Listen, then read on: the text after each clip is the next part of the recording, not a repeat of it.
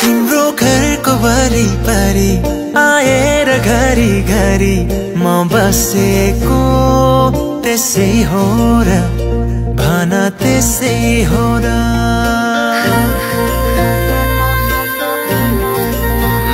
तिम्रो घरको वरिपरि आएर घरी घरी म बसेको त्यसै हो र